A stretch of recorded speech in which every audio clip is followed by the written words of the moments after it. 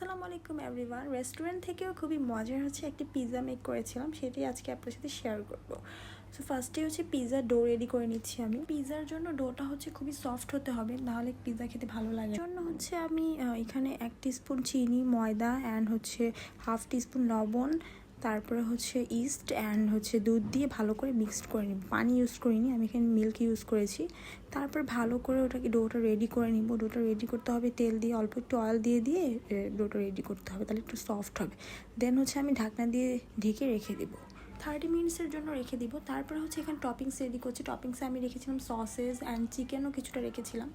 তারপর এখানে 30 মিনিটস হয়ে গেছে, এখন আমি প্লেট সাজিয়ে নিচ্ছি। এখানে আমি পিৎজা সস দিয়ে দিয়েছি। পিৎজা সস আমি বাসায় রেডি করেছিলাম। তারপর ইচ্ছা মতো সসেজ, তারপর চিকেন অ্যান্ড ক্যাপসিকাম দিয়েছি। এখানে আমি সব রকমের ক্যাপসিকাম দিয়েছিলাম অ্যান্ড চিজ দিয়েছিলাম। এটা আপনি আপনার ইচ্ছা মতো এখানে অ্যাড করতে পারবেন। পিৎজাতে যদি বেশি করে টপিংস না হয় তাহলে খেতে আমার একদম ভালো লাগে। অলসো পিৎজার যে ক্রাস্টটা সেটা যদি একটু মোটা না হয় তাহলে আমার ভালো লাগে না। রেস্টুরেন্টে একটু চিকন থাকে, বাট আমারটা একটু মোটা করে আমি বানিয়েছিলাম। দেন রেডি হয়ে গেছে। 15 মিনিটস পরে আমি পিৎজাটা বের করে নিয়েছি অ্যান্ড উপর থেকে একটু চিলি সস দিয়ে দিয়েছিলাম যাতে একটু ঝাল ঝাল লাগে, অ্যান্ড সাথে কাঁচামরিচও অ্যাড করেছিলাম। এই যে আমার মজাদার পিৎজা রেডি হয়ে গেছে। বাসায় আমার মনে হয় বাইরের থেকে একটু বেশি মজা হয় বানালে, কারণ ইচ্ছা মতো সব কিছু দেওয়া যায়। অ্যান্ড পিৎজাটা খেতে অনেক মজা হয়েছিল। Thanks for watching.